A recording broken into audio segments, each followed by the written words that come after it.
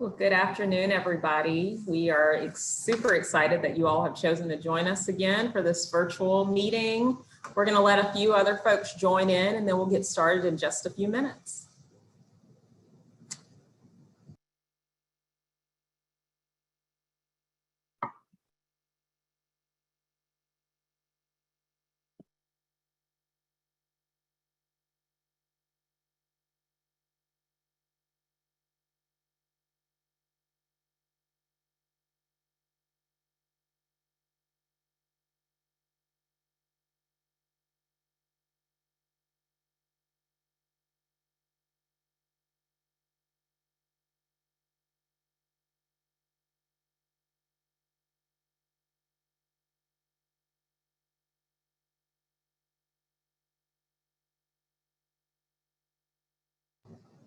We're going to get started, and I'm Adriana Smith. I'm the current president of the Mid-South MGMA, and you also see Eric Gibson, our previous president, and then Gretchen Napier, who was our speaker of the hour.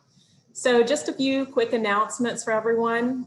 Last time you all helped us out with a survey, and we just asked what were your feelings on moving to in-person. We had 100% say that they wanted to move back to in-person, and we completely agree with that. So we're going to be going back to Chickasaw, hopefully in August. We're going to get those dates out to you. We're still going to be socially distanced, so tables aren't going to be as crowded as they were before, and some distancing away from folks as you eat.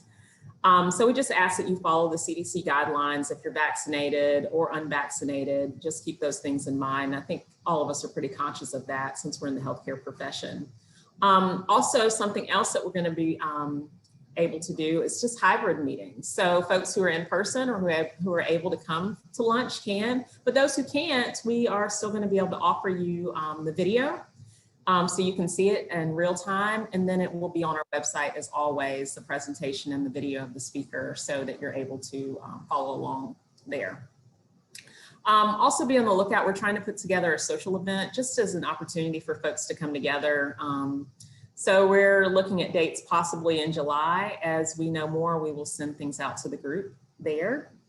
And then fall conference for MGMA, Tennessee MGMA, that will be September 16th and 17th. And this time it'll be in Chattanooga. So hopefully that'll be a fun thing to just remember. Last but not least, something that we don't always announce, but if you are studying for your CMPE through MGMA, these actually count towards continuing education credits. So if you're watching this one, or you've watched any online, if you've watched any previous real time, you can go into your MGMA login and count these towards your continuing education credits for the year. If you're studying towards that, if you currently have yours, so just something to keep in mind. And without further ado, I'm going to let Eric introduce our speaker. Thanks, Adriana. Again, welcome everybody. It's exciting to see such a good crowd today, and I'm excited to introduce to you Gretchen Napier. She joined SVMIC recently. I'll say recently. She helped bring in COVID starting in April of last year, just in time to see all the changes and everything shutting down. But I did have the privilege of getting to know Gretchen a little more personally at our recent spring conference with the TMGMA. I will say great personality. Excited to listen to her talk today. I will say whatever happens in Gatlinburg stays in Gatlinburg, and we won't talk about that. So a little bit about Gretchen. She is a certified professional with the SHRM, Human Resource Management. She's also a care management certified with the National Association of Certified Care Managers. She's a fellow of the Leadership Academy of the National Association of Certified Care Managers. Academy of the Aging Life, Care Association. A lot of associations and memberships here. She's a member of the board of directors of ALCA.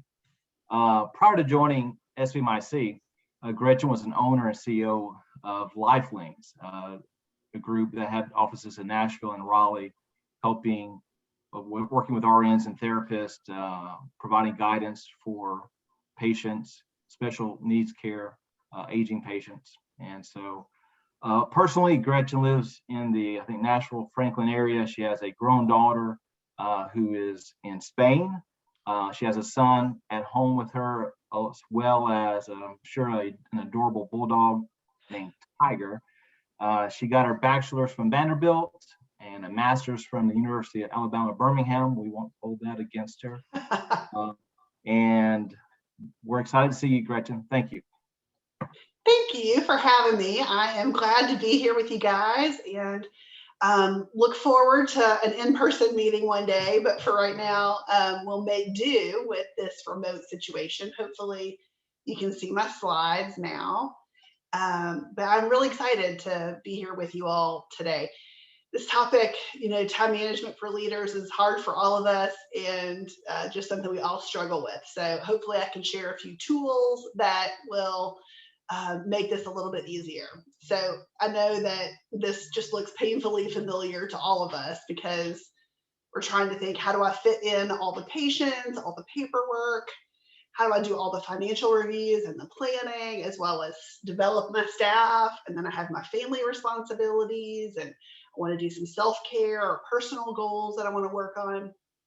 How do I get more hours in my day? Well, unfortunately, that's not possible. If you thought that's what my talk was going to be on today, I'm so sorry to disappoint you.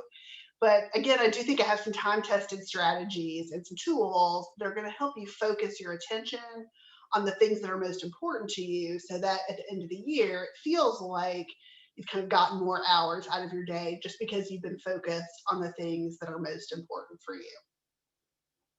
So these are the four main tools and subjects that we're going to cover today. The practice of goal setting is not just helpful, it's really a prerequisite for happiness. Studies show that people who make consistent progress toward meaningful goals live happier and more satisfied lives than those who don't. So if you don't have written goals yet, I really want to encourage you to just make an appointment on your calendar to start working on it. Usually you can get a rough draft done in as little as an hour or two. And honestly, few things in life pay such rich dividends with just a little bit of investment. So you want to think about personal goals, which are ones for your own health and well-being, as well as your family, but also professional goals, which are for your own career, and then organizational goals, which are going to be for your practice.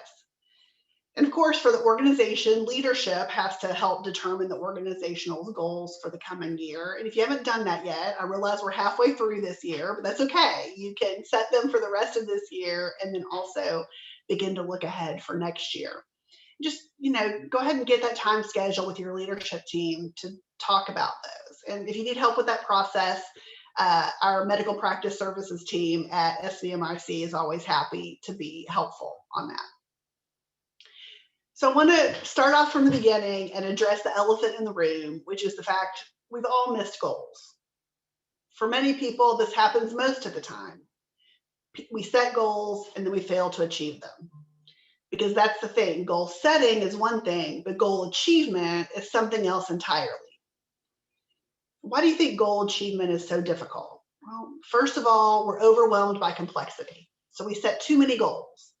This is probably the number one mistake that we see our clients make with goal setting, is that they come into the new year with 30 or 40 goals and think that they can accomplish all of that. It's immediately overwhelming, especially when you consider how some of those things might be interrelated. So the second reason that we often don't achieve goals is that we're overwhelmed by the chaos. We think we're going to pursue these goals, but we forget we have a life, a very full life, a very busy life. And that just means that urgent tasks tend to pull us away from the important tasks. And we're going to talk about that later on today. Another reason that goals aren't achieved is because when we set goals, we have this best case scenario thinking, and I don't know about you, but in every year of my life so far, there have been things that go wrong and things that are unplanned. So we have to set goals with those kinds of interruptions in mind. When you're writing goals, it's important to make them smarter. So I like the SMARTER acronym, not just SMART, that many of you may have heard before, which is specific, measurable, actionable, risky, time-keyed, exciting, and relevant. And so if you're used to SMART, the ER that gets added on is really the exciting and risky. And I like really this model of including those because we're more likely to stay focused and engaged and wanting to work toward goals that are exciting to us. And sometimes a little risky is what makes it exciting. So I encourage you to kind of include those as you think about your goals. I also want you to take time to write out your key motivations. And so a technique that I learned to really get to the heart of motivation is to keep asking why. So you want to take the very common goal of, I want to lose weight. Well, why? Because I want to be healthier. Again, why do you want to be healthier? Well, because I want to live longer, but in a healthy, kind of active way. Why do you want that? Well, I was sharing with the leadership here right before we got started that my adult daughter that lives in Barcelona is pregnant and expecting my first grandchild. So a good reason for me to want to lose weight or get healthier is I want to be around to be active and on the ground playing with my grandchildren. And so for me, when I'm thinking about lacing up my tennis shoes or doing some more Netflix binging, I'm more likely to get up and get motivated if I think about things like being able to get up off the floor when I play with my grandkids than just some magical number on the scale. So you're also going to want to review your list of goals throughout the year to stay focused on them. And when you can remind yourself of that why, the why, the true why, it's going to help you stay more motivated and on track. And then lastly, I encourage you to determine in advance some kind of reward. So for personal goals, how you're going to reward yourself, but also for organizational goals, how can the team be rewarded? We all work harder if a reward is involved. And if it's a habit goal, you can create a tracker for that's motivational. So a habit goal is something like walking 30 minutes at least 4 times a week. And if you can track those accomplishments, you'll be more motivated to continue and less likely to want to break a streak. So like if you've already worked out or done your walk 3 times this week, you're more likely to get that 4th walk in because you won't want to mess up the pretty, scale you've got going here with your habit tracker. So these pictures are some fancy ones you can buy, but you can also just set it up on an easy spreadsheet for yourself. Simplicity is the key in goal setting. You can have too many goals. So somewhere between 7 to 10 annual goals is the ideal. And this is really key because you might think, well, I could take on those 20 goals and then again, forget that most of your time, most of your money, most of your energy is already dedicated to just running your existing business and your existing life. So you can have too many goals that are out there and then you won't be able to achieve them. You're not going to be able to make huge progress on all of your goals at once. So let's take an example of taking one step in 20 different directions. So if you think about doing that, you'll take one step this way and one step this way and one step this way until eventually you just haven't moved anywhere. You've gone in a circle. Instead, if you take 20 steps in one direction, you can make it all the way across a room. And that's the kind of progress that we're after here. Having 30 top priorities, you might as well basically have none. So we're going to focus our efforts on 7 to 10 annual goals and then break those down into 2 or 3 per quarter. Some goals you'll be able to achieve in a quarter and some will take you all year or even longer. So I created an example goal for us to talk through as we break this down today. And my sample annual goal is to expand the online presence through social media, improved website, and e-newsletter, including establishing baseline metrics. So this is a good way if you don't know what to measure yet, or you have no idea what a reasonable measurement would be like for a new goal, then you can just include establishing baseline metrics. And so that's what I've built in here. And then for quarterly goals, I've broken that one goal down into retain a social media expert or firm. And then second quarter, I'll work with that expert to assess our current situation and sort of set our strategy for moving forward. Then in the third quarter, we'll implement that strategy. And then in the fourth quarter, we'll review the process and plan for next year. It's so much easier to know how to spend your time when you keep your goals in mind. And so this is how we answer questions like, how do I connect my daily tasks to my highest priorities? Or how do I zero in on the most important things to do this week? Or how to pair your big audacious goals into bite-sized actions, right? Because we know that the best way to eat an elephant is one bite at a time.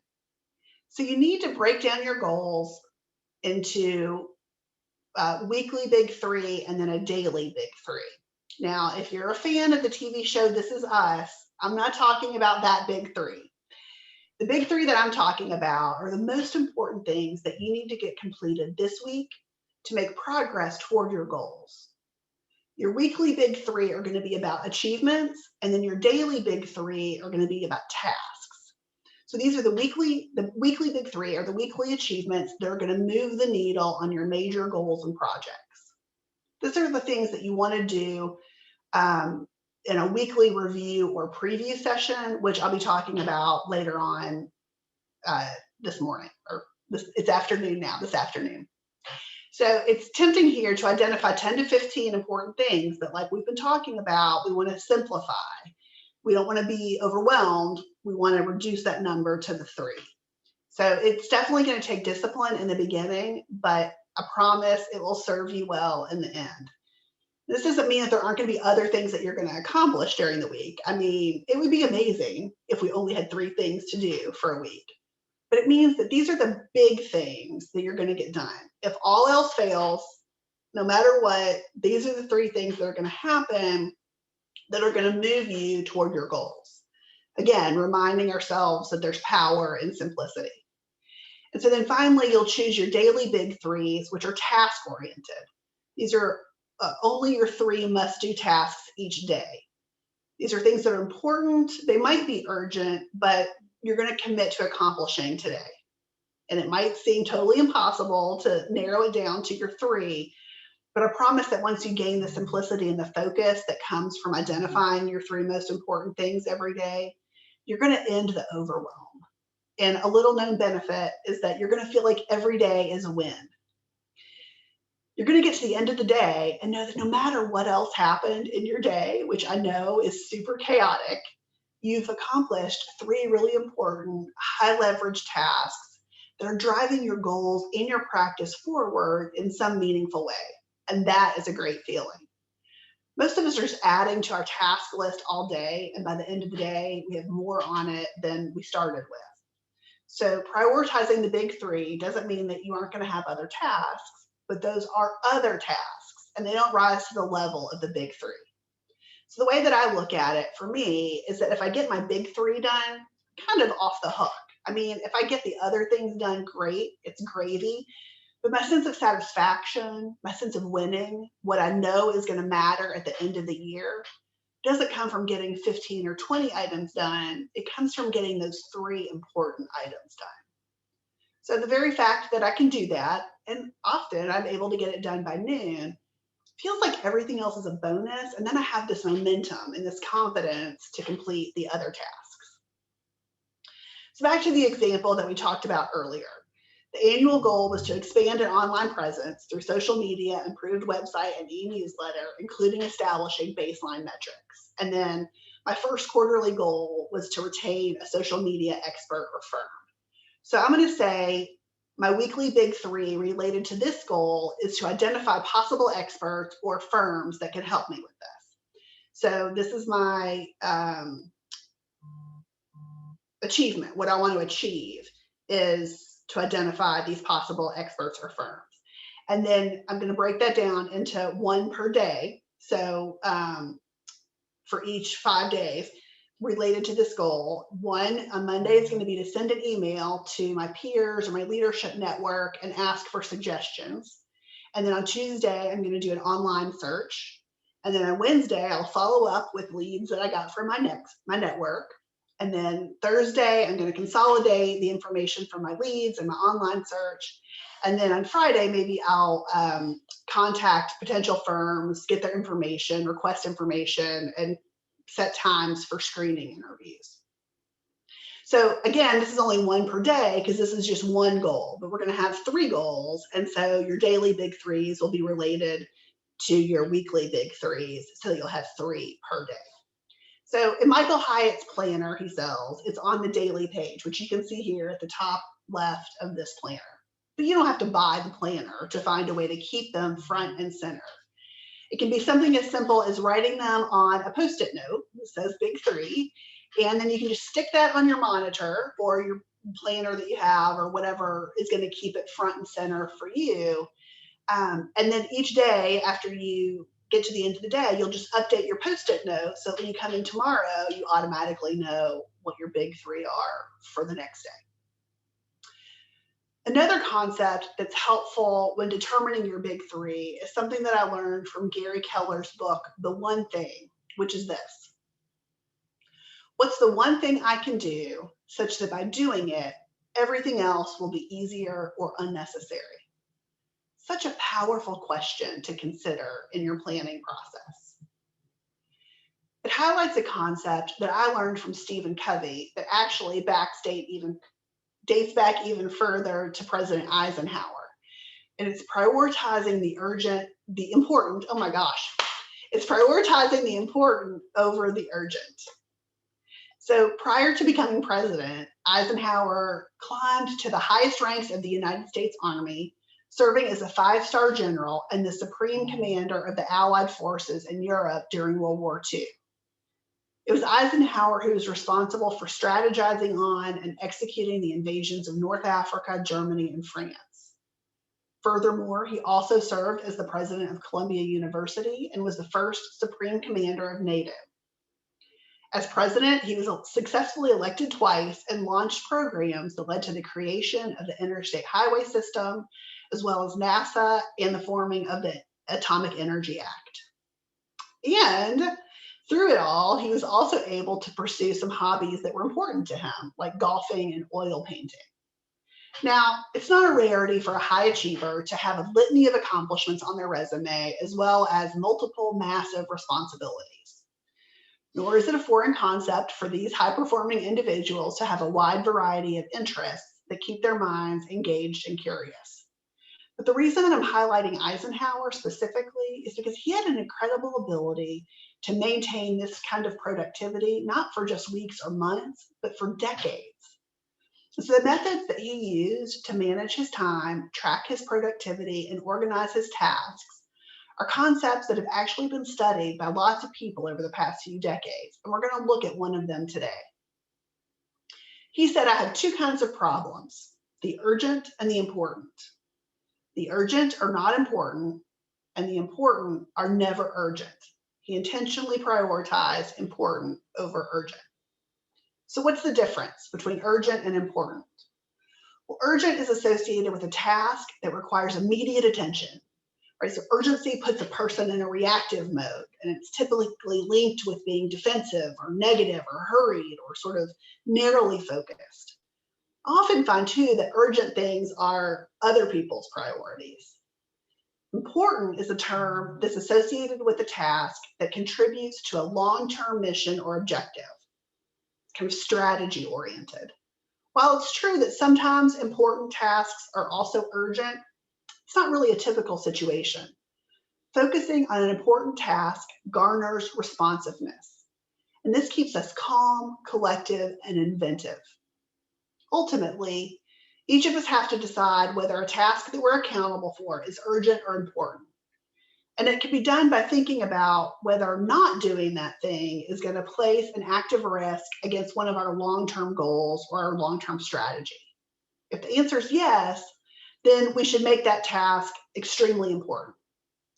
But separating these tasks is probably easy to do once or twice, but what we want to do is develop habits that allow it to be implemented long-term.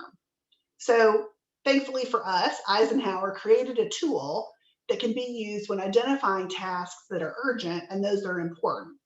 And this can help you become consistent over time, which will significantly increase your productivity.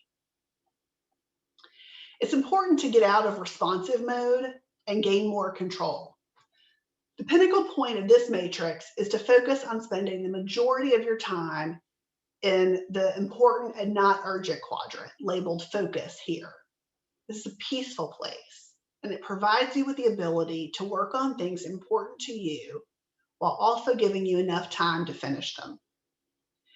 In my work, I often find that most leaders became leaders because they're excellent doers. They enjoy doing and they get satisfaction in a job well done. We can call these super doers.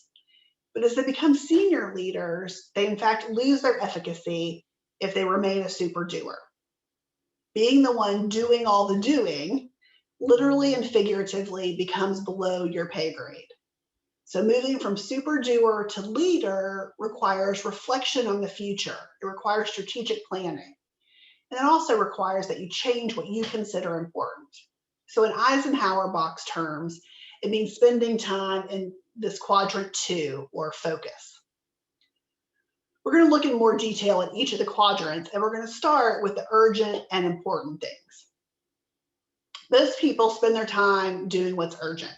Urgent takes precedence over importance. And today, in our world, there's nothing as urgent moment to moment as a text or an instant message or your email inbox. The tendency we all have is to read through the emails and respond to them in our inbox. And only after we've finished responding do we then decide on what email we should be writing and to whom. When you work this way, you're letting other people drive your priorities and how you spend your time. And so your important emails frequently don't get written until they're very urgent. Unless you plan on extending your already long workday, it's really necessary to let go and delegate many items in quadrant 1. Quadrant 1 is probably your comfort zone, but when you free up time here, you'll be able to confront the difficult question of, do I really need to be doing this right now? And you'll have the time to think about it. For physicians, patients fall into this category. And of course, you can't delegate all patient-related activity. And it's probably one of the things that physicians enjoy most about their job. But there are a lot of facets of a patient appointment that can be delegated to somebody else on the team. And hopefully you've already looked at how to streamline this in your practice. So mostly what we're talking about is how the rest of a physician's time is spent, or your time is spent. Think about what other fires are you routinely putting out that can be delegated to someone else on your team, or even better, back to that one thing, is there a process that you can implement that will eliminate all of these fires? If so, then that process, creating that process, moves into quadrant 2. So as a leader, you'll maximize your impact the more you focus on quadrant 2. And your big 3 for your week and your day should be quadrant 2 tasks and achievements. Quadrant 3 activities are usually things that are important to other people. So an example might be a committee that you're assigned to at the hospital. It's not that you don't sometimes have to do these things, but you want to be aware of them and try to minimize your time spent here. If you look at your schedule and it's populated by too many activities that would fall into this category, that's low-hanging fruit for creating more margin in your life. Quadrant 4 is the black hole of the things that we do to distract ourselves. Of course, scrolling through social media falls into this category. A set of other things like organizing your office on a regular basis before digging into a project. I know people like that. Most of the time, we'd really rather spend our free time doing something else if you asked, but we may never find free time if lots of our minutes here and there throughout the week get sucked up by quadrant 4 activities. The way that we're going to pull all of this together is scheduling time each week to plan. So I've written preview like this to remind you that it's part reviewing last week and part planning for the week to come. I personally like to do this on Sunday afternoon because by then I've had time to rest a little over the weekend and I'm already starting to think about my week ahead. Also, I got into this habit when I was driving my son to youth group every Sunday, and I would just sit in the car and spend my time doing this instead of like driving back and forth. He's 18 now, so he drives himself, but I'm still in the habit of doing it on Sunday. Some people prefer to do it Friday afternoon before closing down, or others prefer first thing Monday morning. Whatever fits into your life is what's going to be best for you. So let's talk about a few different approaches to the weekly review and preview. James Robbins wrote a book called 9 Minutes on Monday. And in it, he talks about a trip he took to hike to the top of Mount SHRM, which is 21,463 feet above sea level in Bolivia. And they had been there for weeks getting acclimated, and there were a bunch of people in their group that were working to make this trip. And as they began the final ascent, several other people had problems and had to turn back. And so as that happened, it kind of whittled them down to 3 people. There was James, the author of the book, one other guy, and then Osvaldo, who was previously a mountain climber, but is now a guide. And so they were 1,500 feet from the top when both James and this other guy started having trouble. So first it was the other guy, and James talks a lot about how at first he still felt good. And so he was really encouraging the other guy and, you can do it and keep going. But then as James began to experience his own difficulty and just felt like he couldn't make it, he realized, well, instead of me quitting, what I just need to do is get the other guy to quit, because then, I can sort of keep telling the story that I almost made it, but this other guy. But the other guy's probably thinking the same thing about James. And so their guide, Osvaldo, finally said, take a time out. We've got to regroup here. So even though Osvaldo had climbed, the number of peaks that he had gotten was tremendous, and he had all this experience getting himself to the top of the mountains, but now he had to use different skills to get his climbers, his clients, to make that last bit of the ascent. So I want to take just a little break from the story for a minute to think about, what are you paid to do? Your primary job as a leader, of course, is to produce results.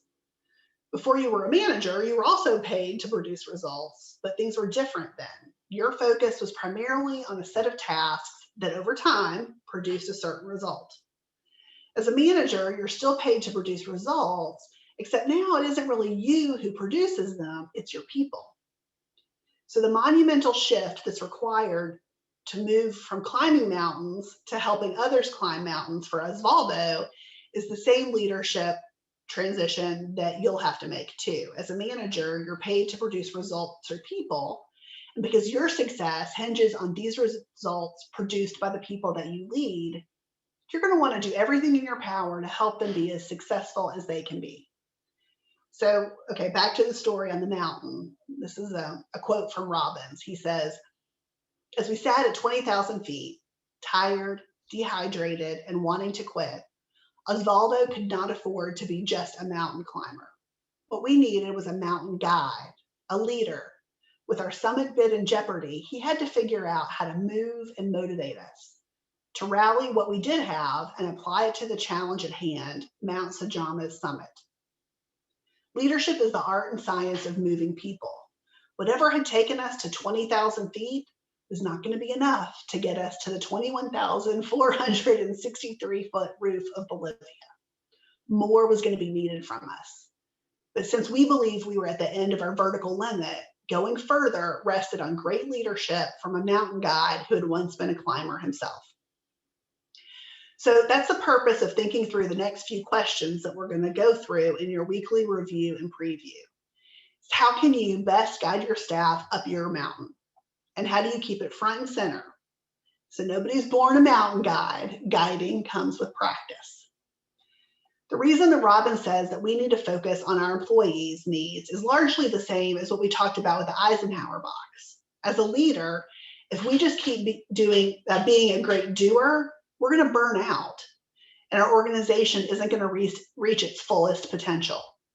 It can only do that when we engage and motivate every single employee to do their best. So Robbins has developed 3 truths that are central to his philosophy. First, leaders are paid to produce results, but it's your people who produce them. Leadership is the difference, and leadership is a practice, which means you can get better. So Robbins has divided employee needs into 3 categories: the employee, the job, and the environment. When these needs are met, it ignites engagement and excellence in individuals. So I'm going to go through the 9 needs. He also has identified 9 questions for you to think about for each of the needs. And that's kind of his book is 9 Minutes on Monday, with the idea that you would kind of ask yourself these 9 questions, 1 minute each on Monday, going through all 9 needs. Now, given what we just covered with reducing the chaos and narrowing things down to be simple, I'm going to suggest that you really identify 2 or 3 of these that you can begin to focus on instead of all 9. I do at the end of the presentation provide you all 9 questions. But as we're going through these, you'll probably identify some that either, oh, I'm already really good at that. We do that already in our practice, so I don't need to really focus on those right now. I'll just keep doing them. But you'll also probably see others that make you think, oh gosh, that's not something that we've really worked on, or I know I have a challenge that's an area of growth for me as a leader, and so I'm going to focus on that. If nothing really stands out like that, Robbins has identified a few of them as primary needs, and so you could just start with those if none of the others really catch your eye. So within the employee category of needs are 2 primary needs, care and recognition, as well as growth. Care is the need to be more than a number. Your ability to lead and influence is directly related to how much trust your employees have in you. And trust has several sources, but probably the most neglected really is care. People want to know that they're more than a number or a resource to be used. When employees feel that their organization cares about them as individuals, they're willing to invest more of themselves in the job. And as a manager, you got to show your direct reports that they are indeed more than a number, because when they feel like you care, then they feel like the whole organization cares. Recognition is the need to be appreciated. From the time that we're children, we've really been socially conditioned to believe that what we produce is linked to our perception of how others value us. Because of this, people need to be appreciated and valued for the work they do and the effort that they expend. When you as a manager master how to recognize employees in a way that increases their perception of value, it ignites their fires of loyalty and increased effort. Growth is the need to progress. Employees put a premium on growth because they know that they must continually improve. So investing in your employees is one of the most powerful drivers of employee engagement. The challenge here, of course, is always time and money. Within the job category of needs are 2 more primary needs, mastery and purpose, as well as autonomy. So mastery is the need for challenge and achievement. One of our deepest psychological needs is the need to sort of engage in a challenge, struggle with it, and then overcome it. And when you can provide moments of mastery for your employees, they're going to increase their effort, they're going to be more persistent, and their intrinsic motivation will increase because they want to master. They have this need.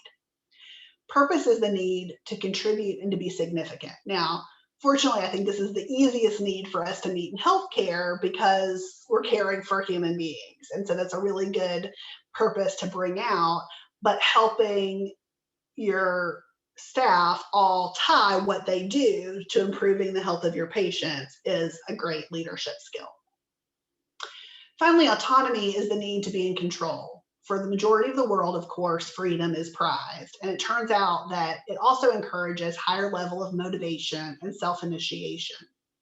When your employees feel a sense of autonomy, they're going to work harder, they're going to persist longer in the face of obstacles, they're more likely to think flexibly and creatively when they're solving problems, and enjoy their work more.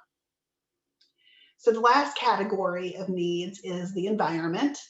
And within that are connection, play, and a model to follow. Connection is simply the need to connect with other people. We know we are social species, and so for a leader, understanding the social dynamics of groups is the important part here. A good team can increase productivity and morale, while a dysfunctional team, unfortunately, can really wipe out the whole staff. Play is the need to enjoy work. So we've all heard the saying, all work and no play makes Jack a dull boy. It also makes him more stressed out, less creative, and reduces the amount of effort that he puts into his job. So your employees spend a large part of their waking life at work, as do you, and they want to enjoy the journey. Whether you work in peds or oncology, fun and laughter are important tools for inspiring higher levels of engagement and trust. And then lastly, employees need a model or a path to follow. The research has been really clear on this, that in the eyes of direct reports, no one's example is more important than yours. So this is really encouraging you not to take up the mantra of do what I say and not as I do. People are really going to want to model what you do. And so it's important that you are walking your walk and talking your talk. Okay, so now we're going to think about that time that you're going to set aside for a structured weekly preview review. It's really the most effective way to hold yourself accountable for the kind of leader that you want to be. You're going to take each task and sort of build a customized review preview so that you can build the habits that you're wanting to develop. Let's start with review. I really encourage you to start with your biggest wins. Because of negativity bias, it's really important for us to remind ourselves of the good things that we're doing. It's going to keep us more motivated. We're going to enjoy our work more if we can really think about the good that we did last week. So don't skip this part.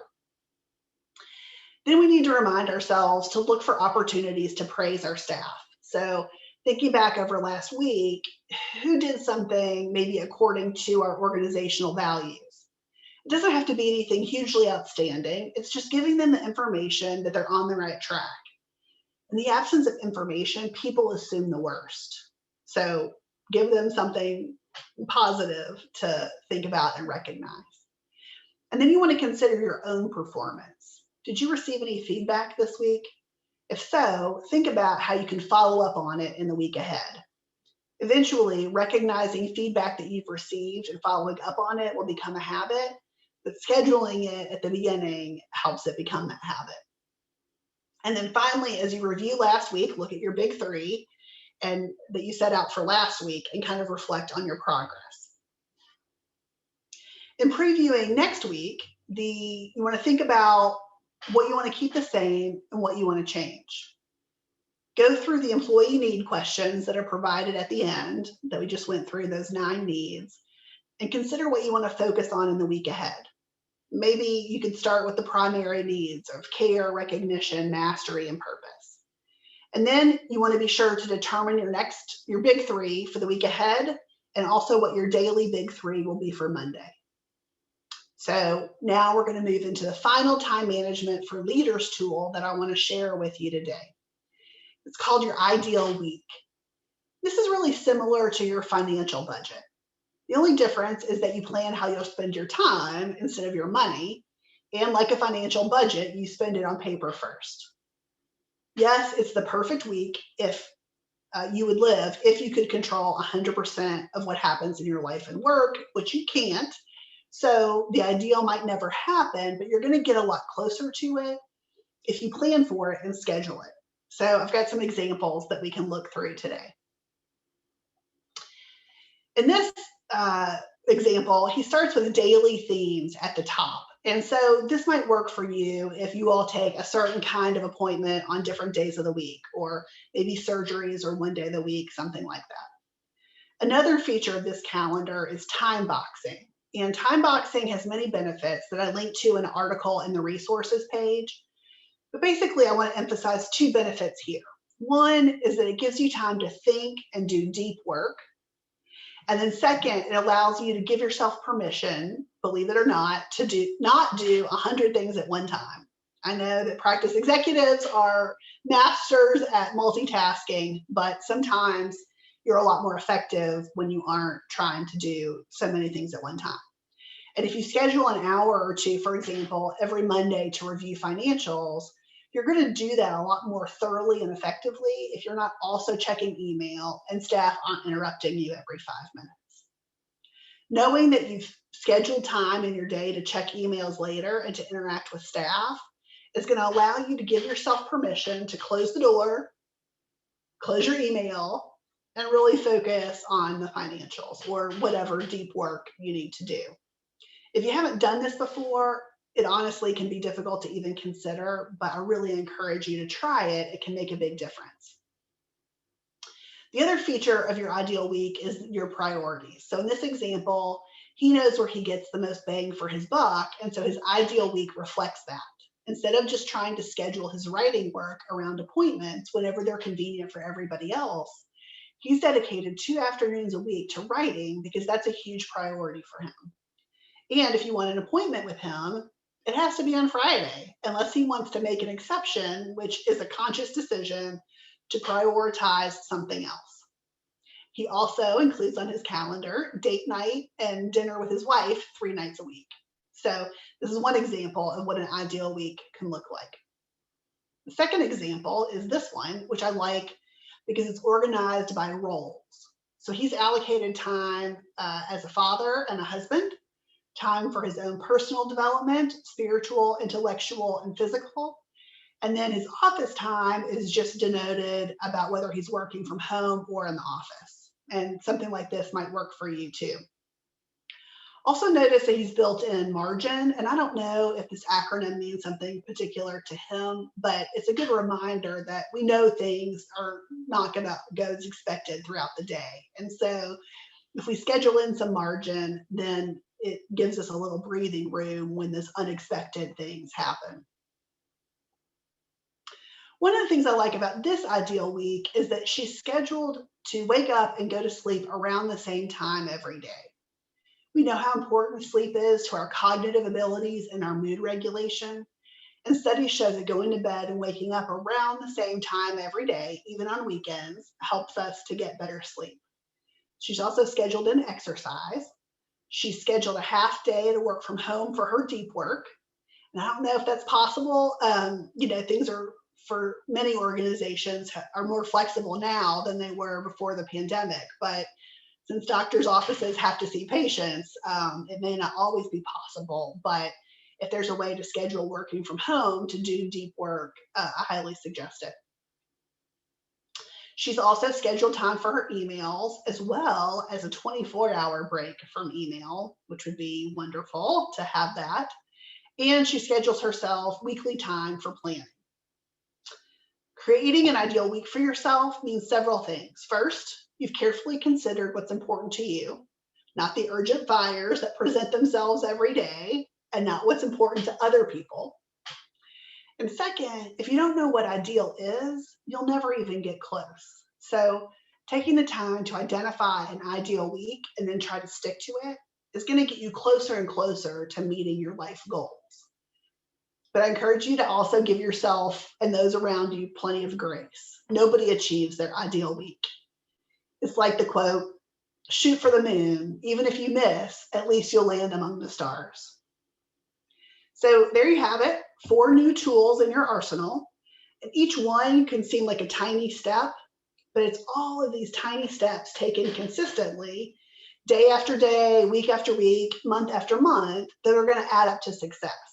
So step by step, your leadership is going to grow in its ability to bring out the best in those around you. And when your people perform at their full potential, the scoreboard is going to take care of itself. So that's the end of the official presentation. This is my contact information, and we have plenty of time for questions. So if anybody wants to unmute and ask a question or put things in the chat, feel free to go ahead and do that. Okay, so we've got a comment. I like the focus blocks and email breaks being worked into the calendar. Yes, and Clint also points out that it lets other people know how you're going to spend your time too when you have shared calendars. So that's great. Eric wants to know who I recommend for management therapy. It's needed. What? It's needed. It is needed, yes. I mean, I think these are real struggles. And so being able to talk with peers about their ideas and what works for them is a great way to do it. Yeah, and Jessica likes the habit tracker. It really is motivating. I mean, it's surprising. Little things like that just kind of trick us into doing what we want to do all along.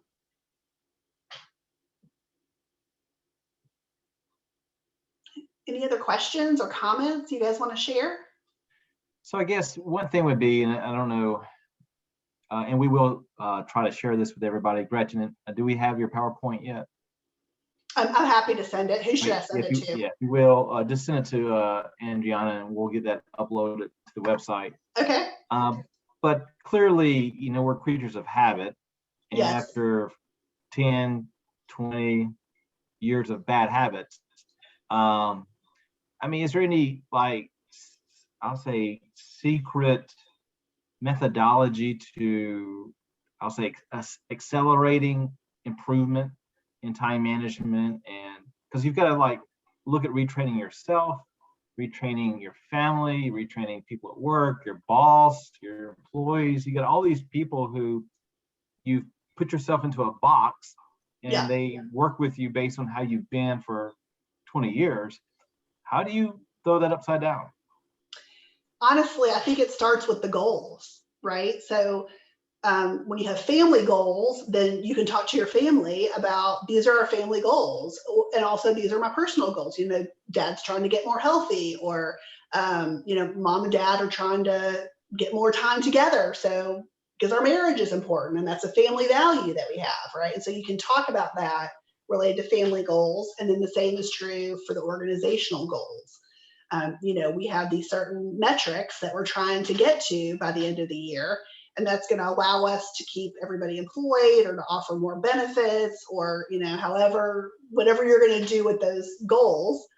And so in order to do that as a manager, I have to have some, blocked time to think. So I'm going to start shutting my door, and you're going to have to wait until I open the door to bother me with your questions. And this is why, because that's going to help us achieve our goals. So if you don't have those goals to talk about, I do think it's hard to just sort of say, because I'm the boss and I said so. Right. So communicating and a mission, and then communicating and getting the team to help you. So that makes sense. Yeah. Awesome. Anything else? Andriana, anything? Yeah, this was great. And one of my biggest takeaways, I loved how you started out the presentation, because it wasn't just about time management, manage your time better, You started talking about our goals, setting goals, and then looking at our leadership style, and then going into looking at our calendar, and everything really ties in. And it allows us to set boundaries in these areas if we remember what's at the top, and it's our goals that we need to accomplish for the week or the day. I'm not good, and I've gone to so many conferences on telling me to, I think I even have a book at my desk on creating white space. Yeah. You start out your day or during your day looking at, mapping out goals and things like that. And I just get into the busy, and I get into answering emails, and without thinking like, oh, what are my actual goals for today? And just because someone else has this as the most important thing on my list. Yeah. Is it really a priority? So I very much appreciated this conversation, because I needed the, boing on the top of the head. Will do. And, oftentimes just having the tools, is a way to kind of jumpstart you to get back on track. Yes, just a good reminder for sure. Well, I don't see any other questions in the chat. And if anyone else has a question, please feel free to unmute. But Gretchen, this was great. Thanks. It was fun to be with y'all today. How's the weather in Nashville right now? It's hot. It's going to be hotter tomorrow, but I'm just glad the sunshine is out. So I'll take the heat. Yeah, we're hot and muggy here in Memphis right now. So yeah, other than in my office where I always have to wear a jacket. I mean, that's the downside. When it's so hot outside, it's really freezing inside. I go outside to thaw out a little bit. Well, I don't see any other questions in the chat. Thank you all so much for joining us today during your lunch, and look for an invitation for our next meeting, hopefully in person. So thank you, Gretchen. Thank you. Take care. Thank you. Thank you all.